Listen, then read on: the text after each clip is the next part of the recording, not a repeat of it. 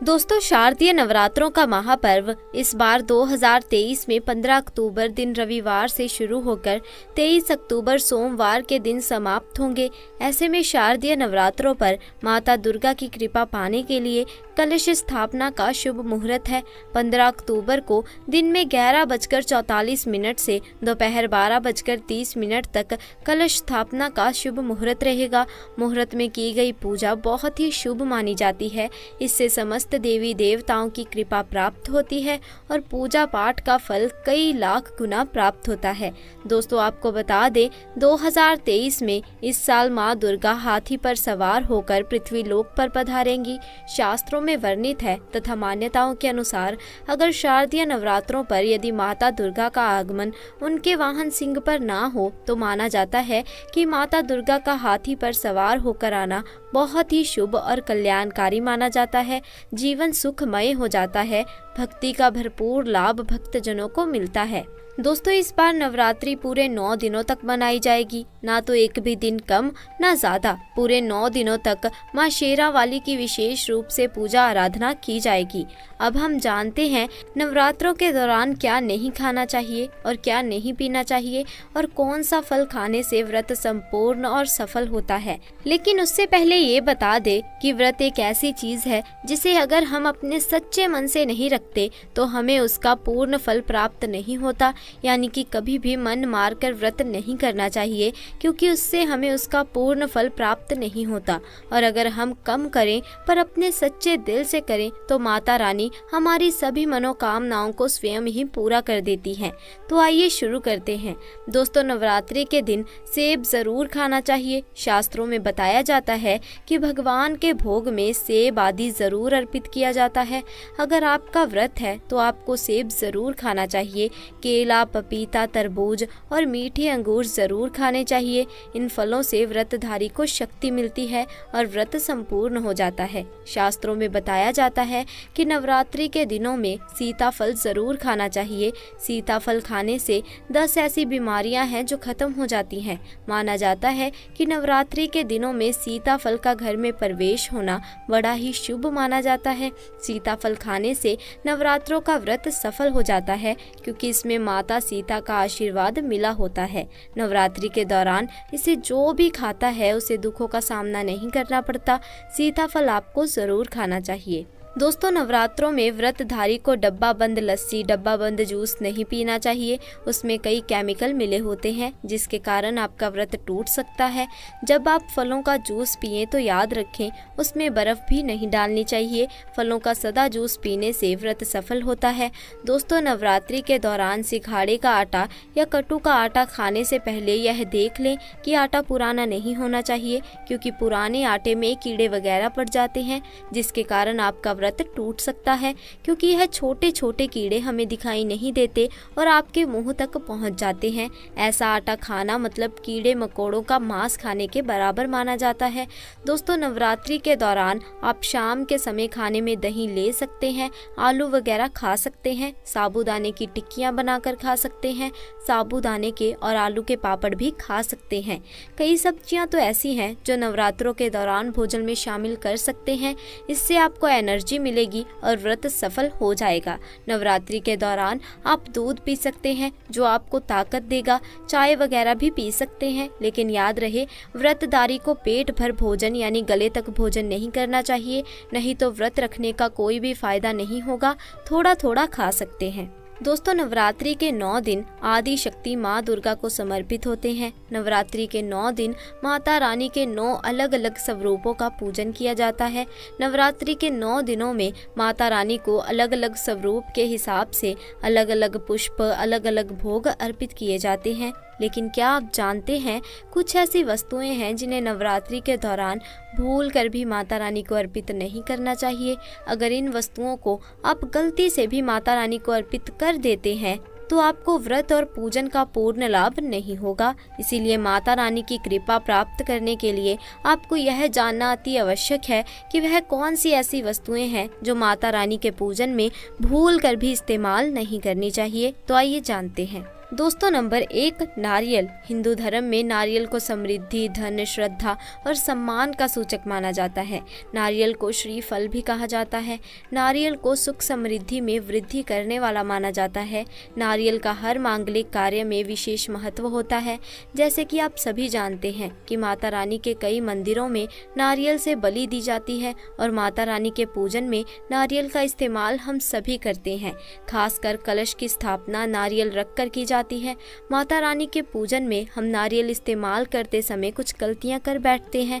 दोस्तों नारियल कई प्रकार के होते हैं, एक हरा, दूसरा सूखा जिसके अंदर पानी होता है। पानी वाला नारियल ही माता रानी के पूजन में इस्तेमाल करें और जटा वाला नारियल ही इस्तेमाल करें। नारियल आपका पूर्ण होना चाहिए। नारियल चटका हुआ या टूटा हुआ नहीं होना चाहिए, क्योंकि साबुत नारियल ही पूर्ण और पवित्रता का प्रतीक होता है। साबुत नारियल ही सुख समृद्धि का प्रतीक होता है। साबुत नारियल को ही श्री फल यानी कि माँ लक्ष्मी का फल कहा जाता है। नवरात्रि में माता रानी के कलश की स्थापना करते समय जटा वाला यानी पानी वाला नारियल ही कलश पर स्थापित करना चाहिए। साथ ही साथ यह ध्यान रखना चाहिए कि नारियल को सदैव कलश के ऊपर लिटा कर रखना चाहिए। घट स्थापना करते समय कभी भी नारियल को खड़ा करके नहीं रखा जाता। नारियल को सदैव लटा कर कलश के ऊपर रखा जाता है।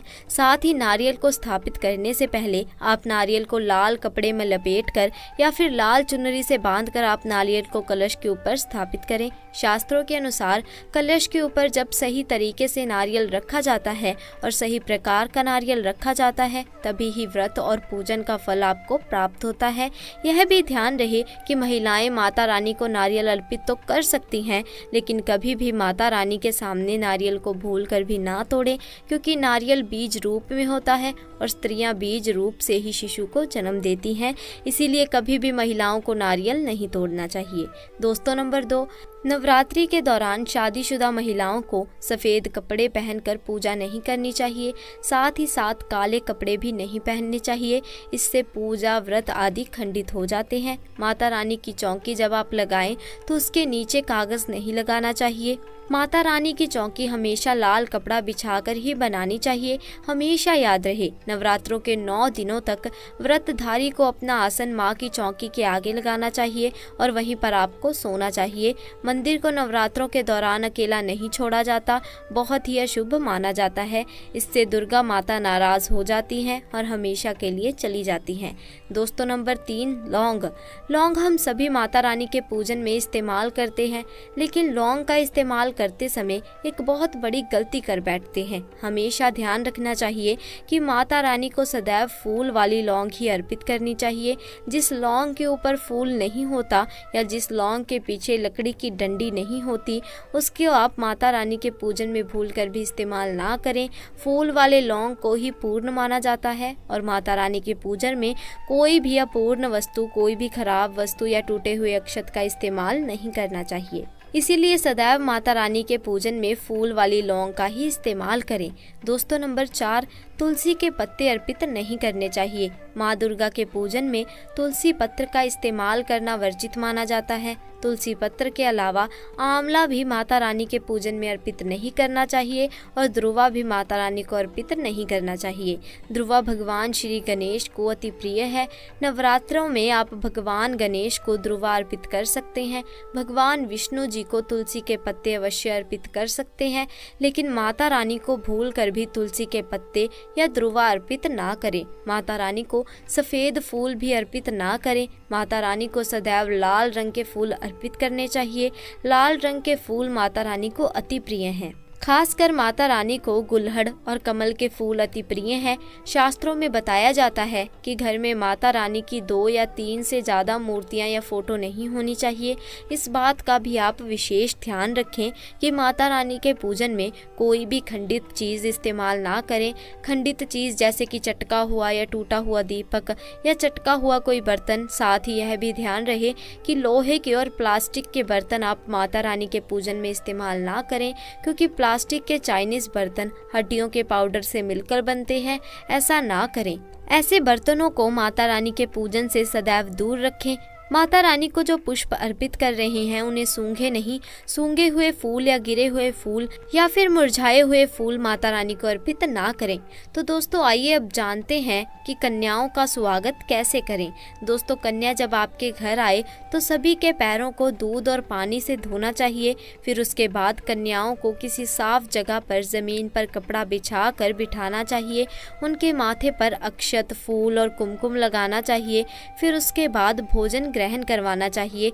लेकिन हमेशा याद रहे, कन्याओं की थाली में 3 पूरियां कभी ना रखें, इसे शुभ नहीं माना जाता। दोस्तों कन्याओं को खाना खिलाने के बाद अंत में कन्याओं के सर पर लाल चुनरी उड़ाई जाती है और भोजन में आपको खीर, पूरी, हलवा, चना तथा आलू की सब्जी, छोले वगैरह की सब्जी खिलानी चाहिए। पनीर आदि भी आप खिला सकते हैं, लेकिन भूल से भी लहसुन प्याज का इस्तेमाल कभी नहीं करना चाहिए।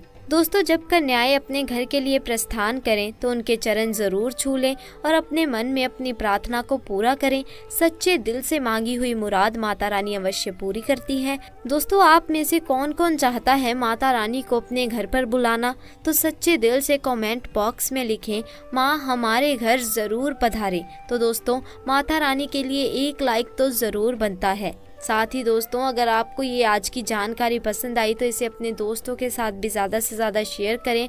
और अगर आप हमारे चैनल पर नए हैं तो चैनल को जल्दी से जाकर सब्सक्राइब भी कर दीजिए। जल्द मिलेंगे ऐसी ही नई जानकारी के साथ, तब तक के लिए आपका बहुत बहुत धन्यवाद।